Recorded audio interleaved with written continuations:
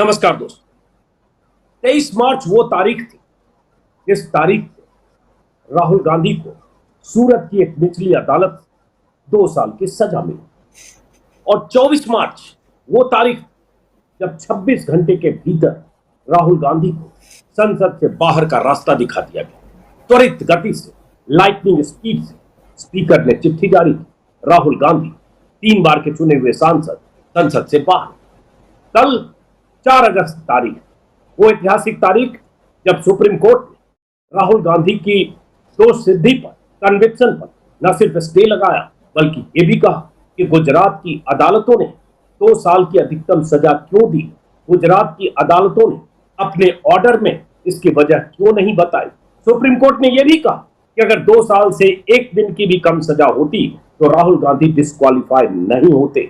और बहुत कुछ सुप्रीम कोर्ट ने कहा, लेकिन अहम ये कि कल 4 अगस्त सुप्रीम कोर्ट का फैसला और आज 5 अगस्त 24 घंटे नहीं, लगभग 28 या 29 घंटे हो गए, लगभग 30 घंटे होने जा रहे राहुल गांधी पर सुप्रीम कोर्ट के फैसले के। 24 से 25 घंटे में राहुल गांधी संसद से बाहर कर दिए गए मार्च में, और लगभग 30 घंटे बाद भी सुप्रीम कोर्ट के फैसले के बाद भी राहुल गांधी उसी संसद में वापस अब तक नहीं पहुंचे। क्या हो रहा है, मामला क्या है? कांग्रेस नेताओं की तरफ से कहा जा रहा है कि स्पीकर के कार्यालय से देर क्यों हो रही है। कांग्रेस नेताओं की तरफ से कुछ सवाल उठ रहे हैं। अधीर रंजन चौधरी जो कांग्रेस नेता हैं लोकसभा में, उन्होंने स्पीकर को चिट्ठी भी लिखी। वो चिट्ठी मेरे पास है, 1 पन्ने की चिट्ठी जो स्पीकर को अधीर रंजन चौधरी ने लिखी है, जिसमें उन्होंने कहा है कि राहुल गांधी को जल्द से जल्द संसद में उनकी सदस्यता वापस दी जाए, रिस्टोर किया जाए उनकी मेंबरशिप। लेकिन अब तक कोई सूचना जानकारी है नहीं। आज शनिवार है, कल रविवार है, परसों सोमवार है, परसों स्पीकर इस पर फैसला लेंगे, क्या करेंगे पता नहीं। इस बीच ये भी खबर आ गई है कि बीजेपी के एक सांसद रामशंकर कठेरिया को भी 2 साल की सजा हुई है। उनकी सांसदी कब जाएगी, क्या वही त्वरित स्पीड उसमें स्पीकर दिखाएंगे, ये भी देख रहा है। लेकिन हमारे साथ है सुप्रिया श्रीनेत, कांग्रेस की फायर ब्रांड स्पीकर, प्रवक्ता। पहले आपसे सुप्रिया, क्या देर हो रही है? इसकी देर की कोई वाजिब वजह है या शनिवार रविवार है स्पीकर का ऑफिस बंद होता है, खामखा कांग्रेस इसको इश्यू बना रही है? आपको नमस्कार और आपके दर्शकों को भी मेरा नमस्कार। मुझे लगता है हम बिल्कुल बेवजह इसको इशू नहीं बना रहे। मुझे लगता है कि जिस तरह से सुप्रीम कोर्ट का कल ऑर्डर आया और वो सर्वविदित था कि ऑर्डर क्या आया, और 26 घंटे के अंदर सरकार ने जो तत्परता दिखाई थी और जिस त्वरित कार्रवाई करते हुए उनकी सदस्यता रद्द की गई थी, हम तो बस यही कह रहे हैं कि उसी तत्परता से सुप्रीम कोर्ट के ऑर्डर के बाद उनकी सदस्यता बहाल हो जानी चाहिए। और सुप्रीम कोर्ट ने अपने ऑर्डर में और अपने ऑब्जर्वेशंस में ये बात बहुत क्लियरली कही है कि ये सिर्फ राहुल गांधी जी के खिलाफ की बात नहीं है, ये वायनाड के उन लोगों के खिलाफ, उन लोगों के लिए भी दिक्कत की बात है कि उनका चुना हुआ सांसद सदन में नहीं है और उससे वो महरूम है वहां के लोग। तो मुझे ऐसा लगता है कि इस ऑर्डर के आने के बाद और जो तल्ख टिप्पणियां सुप्रीम कोर्ट ने जो आईना दिखाने का काम निचली अदालतों को किया है, जो 162 साल के आईपीसी का हवाला देके कहा है कि इसमें आपने 2 साल की सजा का पैमाना क्या था, क्या क्राइटेरिया था, ये एक्सप्लेन ही नहीं हो पाया। किस तरह से हमारे वकील अभिषेक मनु सिंघवी जी ने वहां पर बोला कि ऐसी धाराएं लगा दी, ऐसी धाराओं पर सजा सुना दी हाई कोर्ट ने जो निचली अदालतों में भी नहीं थी, जो याचिकाकर्ता ने भी नहीं कही। इसको जघन्य अपराध कह दिया गया। ये क्या जघन्यता हम नहीं समझ पाए। जो बेलेबल ऑफेंस है, जिस और हैबिचुअल ऑफेंडर कर दिया गया। हैबिचुअल ऑफेंडर मतलब मैं आपके शो में कुछ बात बोल रही हूं और आपको गलत लग जाए तो आप जाके मेरे खिलाफ 10 केसेस दायर करवा दीजिए अपने ही लोगों से। एक भी ऐसा केस नहीं है जहां पर वाकई में कोई व्यक्ति दिक्कत से गया। 13 ऐसे केसेस राहुल जी के खिलाफ दायर किए गए जो भाजपा के लोगों ने किए। तो ऐसे ही हमारे खिलाफ भी केस दायर हो जाए और हमको हैबिचुअल ऑफेंडर कहा दिया जाए। भाई कहीं पर भी कन्विक्शन नहीं हुआ है। असलियत यह है कि कोर्ट ये कह रहा है कि अगर 1 साल 11 महीने और 29 दिन की सजा होती तो उनकी सदस्यता रहती। तो इसके बाद भी लोकसभा का सेक्रेटेरिएट और लोकसभा का जो स्पीकर है उनको तुरंत कार्रवाई करनी चाहिए। और मुझे लगता है 26 घंटे में आपने सदस्यता ले ली थी, उसी तत्परता को दिखाइए और उनकी सदस्यता को बहाल करिए। मैं तो इसमें नहीं जाऊंगी कथेरिया जी को 2 साल की सजा हुई तो उनकी कब जाएगी मेंबरशिप, और ये कोई वॉट अबाउटरी की बात नहीं, क्योंकि हमारे साथ ऐसा हुआ, उनके साथ हमारे साथ जो आपने जो तत्परता दिखाई थी वही तत्परता हमें फिर से दिखा दीजिए हमारे साथ। इसमें तो मुझे नहीं लगता कि कोई हम अजीब सी मांग कर रहे हैं। जयराम रमेश जो कांग्रेस के सीनियर लीडर हैं, उनकी तरफ से ट्विटर पर 4:58 पर कुछ लाइनें ट्वीट की गई है, दर्शकों को बता दें। और चूंकि ये सवाल वाजिब सवाल है, जहन में होने चाहिए ये सवाल कि आखिर शनिवार होने की वजह से या रविवार होने की वजह से क्या स्पीकर फैसला नहीं लेंगे, जो स्पीकर 26 घंटे में राहुल गांधी को बाहर करते हैं। जयराम रमेश ने ट्विटर पर लिखा है, 23 मार्च को सूरत सेशन कोर्ट में राहुल गांधी को दोषी करार दिया गया। वही जो मैंने शुरू में कहा, 26 घंटे में उनकी सदस्यता रद्द किया गया। पूरी तरह से गलत दोष सिद्धि पर सर्वोच्च न्यायालय रोक लगाए। 26 घंटे बीत गए, कब सदस्यता बहाल होगी? 26 घंटे बीत गए मेरे हिसाब से, तो अब देखें तो ज्यादा हो गए, 30 घंटे लगभग। तो अब लेकिन मैं ये सिर्फ एक और अपने एक डेविल्स एडवोकेट कि सरकारी दफ्तर शनिवार रविवार बंद होता है, तो ये तर्क स्पीकर की तरफ से दिया जा सकता है। जो मैं देख रहा हूं, अधीर रंजन चौधरी ने जो स्पीकर को चिट्ठी लिखी, जो चिट्ठी मेरे पास है, जो मैंने दिखाई भी 5 तारीख आज की डेट में, तो उन्होंने कहा है कि चिट्ठी कल उन्होंने स्पीकर को फोन किया था। स्पीकर ने मुझे महासचिव से बात करने और दस्तावेज उनके कार्यालय में जमा करने को कहा। मैंने महासचिव को फोन किया, जिन्होंने कहा आज उनका ऑफिस बंद है। मुझे अध्यक्ष को पत्र सौंपने के लिए मैंने डाक से भेज दिया अध्यक्ष को चिट्ठी के लिए। फिर उन्होंने कहा कि लोकसभा के अवर सचिव ने पत्र पर हस्ताक्षर तो किए लेकिन मुहर नहीं लगाई। तो ये मतलब क्या इसको सिर्फ, फिर मैं वही कहूंगा, एक जो दफ्तर की प्रक्रिया होती है क्या उतना ही न माना जाए, या वाकई इतनी अर्जेंसी है कि राहुल गांधी को रिस्टोर करने के लिए आज शनिवार को भी काम हो? असलियत तो यह है ना, देखिए अजीत जी, कि राजनीति इतनी आप भी समझते हैं और मैं भी समझती हूँ, और आपके दर्शक हम सबसे ज्यादा राजनीति समझते हैं। वो जानते हैं कि सरकार क्यों विलंब कर रही है। और अब इंडियन डेमोक्रेसी, इंडिया का लोकसभा सेक्रेटेरिएट, इंडिया के लोकसभा स्पीकर टेस्ट पर है। इसलिए टेस्ट पर है क्योंकि मणिपुर तो 3 महीने से जल रहा है, उस पर बोलने को तैयार नहीं है।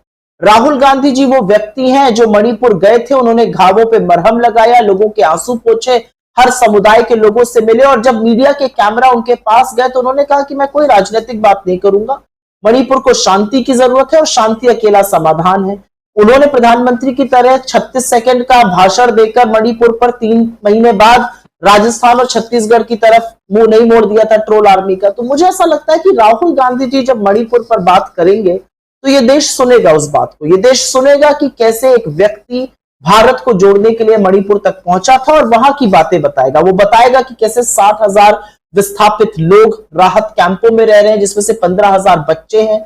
बच्चे स्कूली शिक्षा की बात कर रहे हैं, बच्चे फुटबॉल खेलना चाहते हैं। औरतों के साथ जो भयावह हादसे वहां पर हुए, और वहां का मुख्यमंत्री कहता है एक नहीं ऐसे सैकड़ों हादसे। सुप्रीम कोर्ट की तल्ख टिप्पणियों के बाद दुनिया और देश समझ गया मणिपुर में क्या हो रहा है। तो ऐसे में सरकार असहज महसूस करेगी। सरकार का डरना, सरकार का ये खौफ वाजिब है, क्योंकि राहुल गांधी जी लार लपेट की बात करते नहीं है, वो सीधी बात करते हैं, सीधे सवाल पूछते हैं। और आज सवालों के घेरे में मोदी सरकार है, चाहे वो अडानी की बात हो। जब उन्होंने अडानी में सदन पर बोला था, उसके 9 दिन बाद ये केस खुलता है। केस खुलने में जिस व्यक्ति ने स्टे मांगा था वही स्टे हटाने की बात करता है। 4 सिटिंग में एक जजमेंट आ जाता है। जजमेंट में 162 साल की हिस्ट्री में पहली बार 2 साल की सजा सुना दी जाती। तो ये जो फिक्स्ड मैच था और सरकार को लगा कि इससे राहुल जी दब कर दुबक कर शांत बैठ जाएंगे, वो तो अभी भी वो पूरे चिंतन से, पूरी तल्लीनता से बात कर रहे हैं। तो मेरा अपना मानना है कि सरकार कहीं पर बैकफुट पर है, और वो नहीं चाहेगी कि विपक्ष की सबसे प्रखर, सबसे मजबूत आवाज सदन में बोले। लेकिन ये सदन की गरिमा, नैतिकता और मर्यादा के खिलाफ है।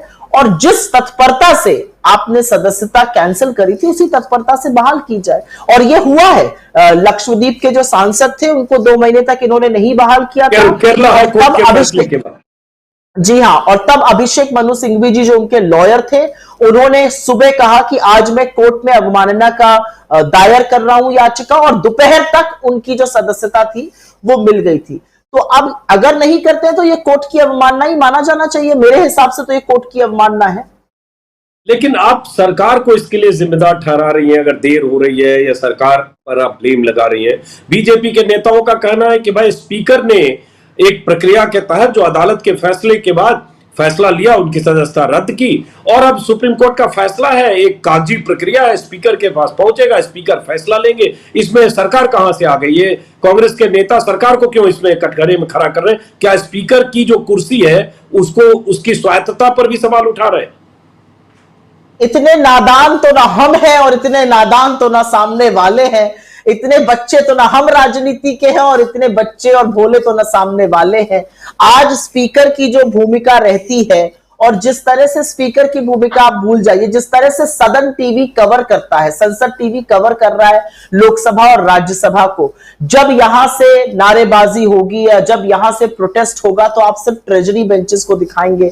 जब फ्रेम में एक प्लैकार्ड आ जाएगा कि save Manipur, India with Manipur, तो आप ट्रेजरी बेंचेस को दिखाएंगे। जब यहां का कोई प्रबलता से बोलेगा तो उसका माइक बंद कर दिया जाएगा। आपने तो माइक प्रतिपक्ष के नेता श्री खड़गे जी तक का बंद कर दिया है। तो जो हो रहा है सदन में वो भी देश देख रहा है और देश एक चीज बर्दाश्त करता है, देश सब कुछ बर्दाश्त करेगा, दंभ और अहंकार सदन में जहां पर वो चुनकर अपना प्रतिनिधि भेजता है बिल्कुल बर्दाश्त नहीं करेगा। क्या देश को समझ में नहीं आ रहा है कि बड़ी बड़ी बातें करने वाले अमेरिका के सदन में उछल कूद करके उत्साहित होकर मतलब गलबहियां करके भाषण देने वाले मोदी जी अपने सदन में बात करने से क्यों घबरा रहे हैं? क्या देश को समझ में नहीं आ रहा है कि क्या बात करी जाए अमित शाह जी से? ये तो वहां 4 दिन रहकर आए, इनको कुछ पता ही नहीं चला। इन्होंने तो एक सर्वदलीय बैठक भी करी थी जहां पे मणिपुर के मुख्यमंत्री तक नहीं आए थे। तो मुझे लगता है कि इतने नादान तो वो लोग भी नहीं है। कितनी राजनीति हो रही है, कहां से हो रही है, मुझे लगता है कि चेयर की एक अपनी मर्यादा होती है, चेयर का अपना एक सम्मान होता है, तो मैं वो नहीं बोलूंगी। लेकिन मैं इतना जरूर कहूंगी कि राजनीति किस लेवल पर और कहां तक और संसद टीवी तक हो रही है ये लोग देख रहे हैं। तो यहां पर ये कह देना कि राजनीति ने 67 लोग एक दिन में, आपको 267 रूल के अंतर्गत, मैं राज्यसभा की बात कर रही हूं, कहते हैं कि इस पर बहस करी जाए। 68 सांसद कहते हैं और आप बहस करने को तैयार नहीं है 267 के अंतर्गत। क्यों? क्योंकि सरकार नहीं चाहती। तो इस पे क्या सभापति पे सवाल नहीं होना चाहिए? आपने अविश्वास प्रस्ताव स्वीकार कर लिया है, यह नहीं है कि वो लंबित है उस पर डिसीजन, आपने स्वीकार कर लिया है। नंबर भूल जाइए, लेकिन सदन ने अविश्वास दिखा दिया है सरकार में और बड़े बड़े बिल पास हो रहे हैं। ये राजनीति ये बहुत आम है, और क्या है? ये बहुत आम है कि सारे बिल पास किए जा रहे हैं सिर्फ क्योंकि आपको गुमान है कि संख्या बल है। अविश्वास प्रस्ताव नोटिस के बाद बहुत सारे संविधान के जानकार कहते हैं कि बिल पेंडिंग में फिर जाने चाहिए, क्योंकि ठीक है उसके बाद फ्लोर ऑफ द हाउस पर तय होगा कि वो आंकड़े किसके पक्ष में क्या है। और अजीत जी एक बात बहुत अहम है और ये बात ये अहम है कि आपके पास नंबर हो सकते हैं, लेकिन सदन की कुछ मर्यादाएं होती हैं, सदन की कुछ नैतिकता होती है और सदन की वो नैतिकता है कि आखिरी 4 दिन में भी हम मणिपुर पर चर्चा नहीं करेंगे। आखिरी 4 अब तो मरता क्या ना करता, क्योंकि अविश्वास प्रस्ताव हो गया है तो अब तो बहस होनी ही पड़ेगी। आशा करती हूं कि सदन की मर्यादाओं को निभाते हुए हो सकता है प्रधानमंत्री इस पर बोले, लेकिन राहुल गांधी जी को बोलने का पूरा हक है और उनकी आवाज बुलंदी से गूंजनी चाहिए, क्योंकि वो पहले बड़े राजनेता हैं जो मणिपुर गए थे, लोगों से मिले थे, हर समुदाय से मिले थे और शांति की बात कर रहे हैं। सुप्रिया, जैसे कल राहुल गांधी पर सुप्रीम कोर्ट का जब फैसला आया, जाहिर है एक जश्न का मूड कांग्रेस कार्यकर्ताओं में, नेताओं में, सब में रहा होगा। तस्वीर स्क्रीन पर फिर से मैं दिखा रहा हूं, राहुल गांधी जब कांग्रेस मुख्यालय पहुंचे और खुशी का माहौल जाहिर है क्योंकि राहुल गांधी 130 दिन से ज्यादा हुआ जब राहुल गांधी संसद से बाहर थे और गुजरात की 3 अदालतों ने राहुल गांधी के खिलाफ फैसला रखा या बरकरार रखा। अब बात आती है कि जैसे ही राहुल गांधी पर सुप्रीम कोर्ट का फैसला आया, एक ट्वीट कांग्रेस के हैंडल से किया गया। मैं चाहता हूं हमारे सहयोगी वो ट्वीट स्क्रीन पर दिखाएं। वो ट्वीट जिसमें राहुल गांधी संसद में, स्क्रीन पर दिख रहा है, जिसमें राहुल गांधी संसद में वो तस्वीर लहरा रहे थे जिसमें गौतम अडानी एक प्राइवेट प्लेन में नरेंद्र मोदी, मुख्यमंत्री नरेंद्र मोदी के साथ बैठे थे। 2014 के पहले की तस्वीर है और लिखा आ रहा हूं, सवाल जारी रहेंगे। 2:11 पर ट्वीट है। सुप्रीम कोर्ट के फैसले के बस चंद मिनट बाद, कुछ मिनट बाद मान लीजिए, लगभग 15-20 मिनट, 25 मिनट बाद। तो क्या मकसद है? आप चिढ़ाना चाहते हो आप वही तस्वीर, जिस तस्वीर पर इतना बवाल हुआ, जिस तस्वीर को दिखाने को लेकर राहुल गांधी ने जिस ढंग से मोदी अडानी के रिश्ते को लेकर इतने सवाल पूछ दिए, वो पोस्टर लहरा दिए, उसी से बवाल हुआ, उस सबको संसद की कार्यवाही से उनके भाषण के अंश निकाल दिए और आपकी सदस्यता बहाल हुई सुप्रीम कोर्ट से, सजा पर रोक लगी, दोष सिद्धि कन्विक्शन पर, और तुरंत आप फिर वही पोस्टर दिखा रहे। मकसद क्या है इसका? मकसद यह है कि अहंकारी सत्ता में चूर्ण सरकार को याद दिलाना कि इसके बाद जो आपने षड्यंत्र रचा था और यह सोचा था कि राहुल गांधी जी को सदन से बाहर करके आप उनको चुप करा दीजिएगा, तो ऐसा होगा नहीं, क्योंकि जब शेर दहाड़ता है तो वो अपनी गुफा में नहीं, वो जंगल में या कहीं भी हो वो दहाड़ता है। तो मकसद ये था सरकार को याद दिलाना कि इस एक पोस्टर से आपका गला सूख गया था और 2 घंटा 40 मिनट आप दोनों सदनों में बोले, पानी पीते रहे, गला सूखता रहा, लेकिन अडानी पर बोलने की ना आपकी नैतिकता थी ना आपने हिम्मत दिखाई। और इसीलिए कहा सवाल जारी रहेंगे। आज सवाल मणिपुर पे जारी रहेंगे, आज सवाल 250 किलो के टमाटर पे जारी रहेंगे, आज सवाल बेरोजगारी पर जारी रहेंगे, आज सवाल जारी रहेंगे कि कैसे पिछले 5 साल में 50,000 से ज्यादा लोगों ने सेंट्रल यूनिवर्सिटीज इंक्लूडिंग आईआईटी से अपना दाखिला खत्म कर दिया, क्योंकि लोगों के पास कमाई नहीं है, लोगों को कमाना पड़ रहा है, पढ़ाई छोड़नी पड़ रही है, पढ़ाई का पैसा नहीं है। तो ये सारे सवाल जारी रहेंगे, ये सवाल जारी रहेंगे कि कैसे मणिपुर हिंसा से जल रहा है, वो चिंगारी मिजोरम पहुंच चुकी है, नागालैंड की अपनी समस्या है, सवाल। लेकिन सुप्रिया, इस पोस्टर से तो आप ये प्रधानमंत्री मोदी को चिढ़ा रही हैं कि सवाल हम अडानी पर फिर पूछेंगे। आपने जो पोस्टर दिखाने को लेकर, भाषण देने को लेकर हमारे भाषण के अंश हटा दिए, और जिस भाषण के बाद ही वहां सुपर फास्ट स्पीड में सूरत कोर्ट में सुनवाई हो गई जो केस पेंडिंग था, तो आप फिर वो कह रहे हो ना, एक तरह से चिढ़ाना, लोग यही कह रहे हैं, आप फिर चिढ़ा रहे हो कि हम मैं चिढ़ाना शब्द नहीं उपयोग करूंगी, मैं तो कहूंगी कि हम असलियत देश के सामने रखेंगे और ये देश डिसाइड करेगा ना कि हम चिढ़ा रहे हैं या हम उनकी कलई खोल रहे हैं या सत्य से झूठ से पर्दाफाश कर रहे हैं, सच से उनका सामना करा रहे हैं। चढ़ाने का क्या मतलब है? क्या प्रधानमंत्री जी कोई छुई मुई है क्या कि उनको हम चढ़ाएंगे? है वैसे वो प्रधानमंत्री को सवाल पूछ लीजिए तो प्रधानमंत्री कहते हैं मुझे फलाना ने ये कह दिया, मुझे फलाना ने वो कह दिया। प्रधानमंत्री इस देश का कुछ भी भूल जाइए, सवाल अडानी पर भी रहेंगे और अडानी के प्राइवेट जेट में जिस आराम से मोदी जी लेटकर वहां पर दोस्ती निभा रहे हैं, तो ये सवाल तो देश पूछेगा कि भाई मोदी जी आप अडानी जी से दोस्ती निभाइए, हर उस कंपनी पर रेड कराइए जो किसी और एसेट को खरीदने की प्रक्रिया में शामिल हो और वो अंततोगत्वा अडानी को मिल जाए, ये सब करिए आप, कोई दिक्कत नहीं है। लेकिन इस देश के गरीबों के बारे में भी सोचिए। आप सोचिए कि ग्रेटर नोएडा की मध्यम वर्ग कॉलोनी में लोग 500-500 मीटर की लाइन में लगे हुए हैं टमाटर खरीदने के लिए, जो टमाटर 250 पे मिल रहा है। आप सोचिए उन बेरोजगारों के बारे में जिनको आप लठियाते हैं जब वो अपने हक की बात करते हैं। हम तो बस इतना ही कह रहे हैं, तो ये चढ़ाना नहीं है। अब अगर सच का सामना करना मोदी जी को चढ़ाना है, हो सकता है ये भी एंटी नेशनल कह दिया जाए। मुझे लगता है एक चुना हुआ प्रधानमंत्री, इस देश का नेता सदन देश के सामने आए, सवालों का जवाब दे। मोदी जी बस एक सवाल का जवाब दे दे, अडानी से क्या रिश्ता, ये तो राहुल जी तब पूछ रहे थे। आज एक ही सवाल है, वो सवाल ये है कि 3 मई से भड़की हुई हिंसा है मणिपुर में, आप 78 दिन तक चुप क्यों रहे? और क्या वो भयावह वीडियो अगर नहीं आता तो आप मणिपुर पर जो 36 सेकंड बोले वो भी बोलते या नहीं बोलते? आज सवाल सिर्फ इतना है, आज सवाल सिर्फ इतना है कि आज देश को समझ में एक बात आ चुकी है कि जो ट्रोल आर्मी है उसकी टूल किट खुद मोदी जी बनाते और तय करते हैं। उन्होंने बोला राजस्थान छत्तीसगढ़, आज सारी ट्रोल आर्मी राजस्थान। आप करिए ना राजस्थान छत्तीसगढ़ बंगाल बिहार पर डिस्कशन, बस एक बात का जवाब दे दीजिएगा, क्या वहां पर 90 दिन से हिंसा चल रही है? क्या वहां का मुख्यमंत्री कह रहा है एक नहीं ऐसे सैकड़ों हादसे हुए हैं? क्या बात करते हैं ये लोग? वो तो सीजेआई ने कह दिया कि व्हाट अबाउटरी बंद कीजिए, मणिपुर की तुलना आप राजस्थान और बाकी राज्यों से मत करिए। चीफ जस्टिस ऑफ इंडिया ने एक बात मैं आपसे कहना चाहती हूं, मैं क्योंकि सोशल मीडिया हेड करती हूं तो बहुत तल्लीनता से देखती हूं क्या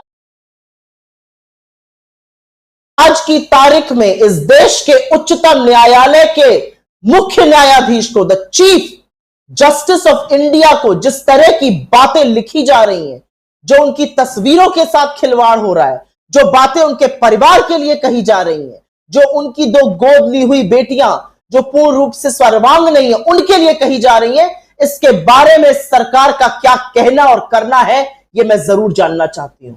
मैं जानना चाहता हूं कि क्या जुडिशरी, ये बड़ा मुद्दा है, ये बहुत बड़ा मुद्दा है। मतलब क्योंकि आप किसी को भी कुछ कह सकते हैं, तो अब आप न्यायपालिका पर भी इस तरह के आक्षेप लगाइएगा, ये अपने आप में एक विकृत मानसिकता का हिस्सा, और वो लोग कर रहे हैं जिनको मोदी जी फॉलो करते हैं। तो जिसको आप फॉलो करते हैं वो आपकी टाइमलाइन पर भी दिखता है। बिल्कुल सही कह रहे हैं। और मैंने इस पर वीडियो किया है, आज भी एक वीडियो किया है कि जिस ढंग से उनको ट्रोल किया जाता है विस्तार से हमारे दर्शक देख सकते हैं, पहले भी 4-5 बार किया। और जो आपने कहा ये सही है कि बहुत सारे लोगों को न सिर्फ मोदी फॉलो करते हैं, बल्कि तमिलनाडु के एक राइटर ने कहा कि मणिपुर की इतनी चिंता है तो इनके हाथ में बंदूक दो सीजेआई के हाथ में और इन्हें मणिपुर भेज दो। और बीजेपी ने उस शख्स की गिरफ्तारी एफआईआर के खिलाफ वहां विरोध दर्ज किया। यह अलग बात है, वापस लौटते हैं। आपने कहा प्रधानमंत्री जवाब नहीं देते हैं अविश्वास प्रस्ताव में, राहुल गांधी या जो लोग बोलेंगे हो सकता है जवाब दें। प्रधानमंत्री ने तो जवाब दिया था जब छाती पीटकर कहा कि ये एक अकेला सब पर भारी। तो एक अकेले के खिलाफ आपने 26 दलों का मोर्चा बना लिया इंडिया। अब वो कह रहे ये घमंडिया है, इसको घमंडिया के नाम से पुकारो, ये इंडिया है ही नहीं। पहले ईस्ट इंडिया कंपनी और इंडियन मुजाहिदीन तो कह ही चुके हैं। आपने ये बहुत अच्छी बात बोली। इस देश का चुना हुआ प्रधानमंत्री, किसी ने कभी सोचा था कि देश के नाम को, देश को एक टेरर ऑर्गेनाइजेशन इंडियन मुजाहिदीन और गुलामी की प्रतीक ईस्ट इंडिया के समकक्ष खड़ा कर देगा? इस देश का प्रधानमंत्री देश का नाम विद्रूप करेगा और घमंडिया बुलाने के लिए कहेगा अपने सांसदों से। आप देश का नाम बिगाड़ेंगे। आप क्या इंडियन आर्मी को घमंडिया आर्मी, घमंडिया एयरफोर्स, घमंडिया नेवी कहिएगा? क्या आप टीम इंडिया को टीम घमंडिया कहिएगा? क्या आप न्यू इंडिया को न्यू घमंडिया कहिएगा? क्या आप खेलो इंडिया को खेलो घमंडिया और स्किल घमंडिया और स्टार्टअप घमंडिया और मेक इन घमंडिया कहिएगा? ये क्या हो गया इन लोगों को? और मैं जानकारी के लिए यहां पे बता दूं, ये इंडिया नाम कोई हमारा दिया हुआ नहीं है देश को। आपकी लड़ाई हमसे, आपने तो देश के खिलाफ जंग छेड़ दी है। ये इंडिया नाम संविधान की सभा ने, we the people of India, संविधान में निहित है। हम भारत के, Bharat that is India, Bharat that is India, Bharat that is India. और बहुत चर्चा के बाद आया, और उस चर्चा में सरदार पटेल शामिल थे, उस चर्चा में श्यामा प्रसाद मुखर्जी शामिल थे, जो इनके आराध्य माने जाते हैं, जो इनके आइडियोलॉग माने जाते हैं। तो अगर इतना गलत होता तो ऐसा ना होता। आप भारत के खिलाफ जंग छेड़ दीजिएगा क्योंकि आपको हमसे दिक्कत है। अरे आप यहां पर घमंडिया कहिएगा, आप इंडियन मुजाहिदीन, क्या हो क्या गया इन लोगों को? मुझे ऐसा लगता है कि कहीं ना कहीं इंडिया से घबराकर आप 26 लोगों के कुनबे की बात करें, 38 लोगों का एक कुनबा तो मोदी जी ने भी बनाया ना। अब यह अलग बात है कि उस कुनबे में चाचा की एक पार्टी है, भतीजे की एक पार्टी है, उस कुनबे में बेटे की एक पार्टी है, बेटी की एक पार्टी है, उस कुनबे में ऐसी बहुत सारी पार्टी है, 24 ऐसी पार्टी है जिनके 0 सांसद है, 7 है जिनके 1 सांसद है, 2 है जिनके 2 सांसद है। उस कुनबे में 9 पार्टी पूर्वोत्तर राज्यों की है, नॉर्थ ईस्ट की है, और वो 9 पार्टियां इस बहस में क्या करती है यह भी देखना जरूरी होगा। और मैं एक बात जरूर यहां पे कहना चाहती हूं आपके सामने, क्योंकि ये मुद्दा बार बार आता है और भाजपा के लोग इसको खासतौर से काफी विस्तृत रूप से इसको चर्चा का विषय बनाते हैं कि जब मोदी जी आएंगे और जब मोदी जी बोलेंगे तो आप लोग देखते। मोदी जी बोलते कहां है भैया? इतने दिनों से पार्लियामेंट चल रहा है, एक दिन तो पार्लियामेंट में आए नहीं है मोदी जी, एक दिन नजर नहीं आए मोदी जी पार्लियामेंट में, ना लोकसभा में ना वहां।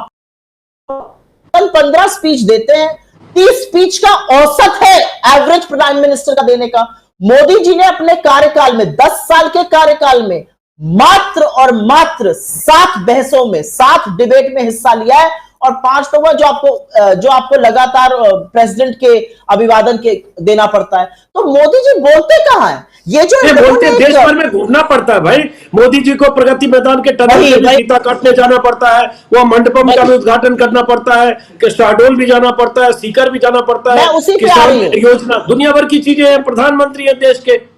मैं उसी पर आ रही हूं। मोदी जी कब बोलते हैं? जब उनको इनॉग्रेशन करना है, जब विपक्ष के खिलाफ जहर उगलना है। राजस्थान जाएंगे, ये नहीं देखेंगे कि 500 पे सिलेंडर मिल रहा है, राजस्थान जाएंगे अशोक गहलोत के खिलाफ जहर उगलेंगे, छत्तीसगढ़ जाएंगे भूपेश बघेल और कांग्रेस के खिलाफ जहर उगलेंगे। अरे मोदी जी से मुझे बस एक कितना विद्रूप, सुनिए क्या कहते हैं। ये कहते हैं मोदी जी की क्या जरूरत है मणिपुर पर चर्चा करने के लिए? गृह मंत्री है, आंतरिक सुरक्षा उनके नीचे आता है, वो बहस करेंगे। भाई उस हिसाब से तो अश्वनी वैष्णव को झंडी दिखानी चाहिए वंदे भारत की, और सैनिटेशन मंत्री जो है उनको शौचालयों का इनॉग्रेशन करना चाहिए जहां मोदी जी पहुंच जाते हैं। जिस पुल का इनॉग्रेशन करने पहुंचते हैं वो इंफ्रास्ट्रक्चर नितिन गडकरी जी के अंतर्गत आता है, उनको करना चाहिए। कहीं पर राज्य के मुख्यमंत्रियों को भी मौका दे। तो मतलब कड़वा कड़वा थूक और मीठा मीठा गप, यही करेंगे मोदी जी घूम के। बड़े बड़े बातें करेंगे, बड़े बड़े भाषण देंगे, लेकिन जिम्मेदारियों से भागते रहेंगे। और कभी कभी मुझे ऐसा लगता है कि इस देश के प्रधानमंत्री को इस देश ने फीता काटने के लिए, बाकी देशों के राष्ट्राध्यक्ष से गलबैया करने के लिए, कहीं पर हीरा कहीं पर शॉल गिफ्ट करने के लिए और भाषणबाजी करने के लिए, चुनावी रैलियों के लिए चुना था। देश के ज्वलंत मुद्दों से मान्यवर का कोई लेना देना नहीं है। उनके खिलाफ, उनको अगर आप बोलते हैं कि आपका उत्तरदायित्व होना चाहिए, जवाबदेही तय होनी चाहिए, तो आप एंटी नेशनल हैं, आप मोदी जी के से घृणा करते हैं। ये इनकी दलीलें हैं। आखिरी सवाल सुप्रिया, कि चूंकि अब नो कॉन्फिडेंस मोशन स्वीकृत हो चुका है, बहस होगी 8, 9, 10 जब भी प्रधानमंत्री जवाब दे, ऐसा माना जा रहा है। राहुल गांधी संसद में आज शनिवार या कल ना आए तो सोमवार को तो आएंगे ही, मान के चल रहे हैं। तो उसके बाद लोग कह रहे हैं बीजेपी के नेता कि अब तक जितना भी कांग्रेस के विपक्षी दल मोदी क्यों नहीं बोल रहे, मोदी आएंगे, दहाड़ेंगे, सीना ठोक कर कुछ बातें कहेंगे, पूरा देश उन्हीं पर लहालोट हो जाएगा, मीडिया में 24 घंटे मोदी मोदी होगा, और उसके बाद सब आपके जो इतने दिन का आपने एक माहौल बनाया मणिपुर का, मोदी के मुंह खोलते ही खत्म हो जाएगा। नहीं, मीडिया तो मोदी मोदी करेगा, ये मुझे पूरा विश्वास है। चरण चुंबन पूरी तरह से मीडिया करेगा, ये विश्वास है मुझे। लेकिन मैं दूसरी बात कहना चाहती हूँ, अडानी पर जब अभिवादन पे बहस का जवाब देना था और अडानी पर नहीं बोल पाए थे मोदी जी, राष्ट्रपति के संयुक्त उद्घोषण का जवाब देना था, तो मोदी जी ने क्या सीना ठोक कर कहा था, एक अकेला सब पर भारी। 2-3 महीने में ही आपको 38 का कुनबा जोड़ना पड़ गया, और उस 38 के कुनबे के सामने हाथ जोड़कर मोदी जी ने कहा कि पिछले 9 सालों में अगर मुझसे अपॉइंटमेंट ना मिला हो, माफी चाहता हूं। उस 38 के सामने मोदी जी ने हाथ जोड़कर सर झुका के कहा, अगर एसपीजी की वजह से आपको जगह कभी ना मिली हो और कहीं और आपको बैठना पड़ा हो तो माफी चाहता हूं। अगर कभी कार्ड में आपका नाम ना छपा हो तो माफी चाहता हूं, क्योंकि जानते हैं कि अपने घटक दलों को अपने साथ नहीं बिठाते हैं, जानते हैं कि घटक दलों का नाम नहीं आता है, जानते हैं कि अपने सहयोगियों को कूड़ा करकट की तरह इन्होंने ट्रीट किया है, और अब इनकी जरूरत है। अरे भाई, मैं तो मोदी जी को याद दिलाना चाहती हूँ और मोदी जी के उन लोगों को याद देना चाहती हूँ, सीना ठोक कर बोला था ना, एक अकेला सब पर भारी। क्या जरूरत पड़ गई 38 लोगों की? क्योंकि घबरा गए। सामने इंडिया खड़ा है और इंडिया के आगे जो खड़ा होता है उसकी शिकस्त होती है, और इंडिया को कोई हरा नहीं सकता है। मोदी जी घबराए हुए हैं, बौखलाए हुए हैं। जो बातें वो कर रहे हैं, जो बयानबाजी वहां से हो रही है, वो बौखलाहट और घबराहट का नतीजा है। चलिए, बहुत बहुत शुक्रिया। आज शनिवार है, कायदे से होना तो यही चाहिए था कि राहुल गांधी को आज ही उनकी सदस्यता रिस्टोर होनी चाहिए थी, क्योंकि सुप्रीम कोर्ट के फैसले के 30 घंटे बीत गए। लेकिन कल रविवार है, सोमवार किसी भी सूरत में राहुल गांधी की सदस्यता रिस्टोर होगी, ऐसा हम मानकर चल रहे हैं। सोमवार से राहुल गांधी संसद में दिखेंगे, और आगे आने वाले दिन 4-5 दिन ही हैं, लेकिन बहुत अहम है। 11 अगस्त आखिरी दिन है, उससे पहले अविश्वास प्रस्ताव। जो कुछ संसद में होगा हम देखते रहेंगे। सुप्रिया, बहुत बहुत शुक्रिया हमसे बात करने के लिए, हमारे दर्शकों तक अपनी बात पहुंचाने के लिए। नमस्कार।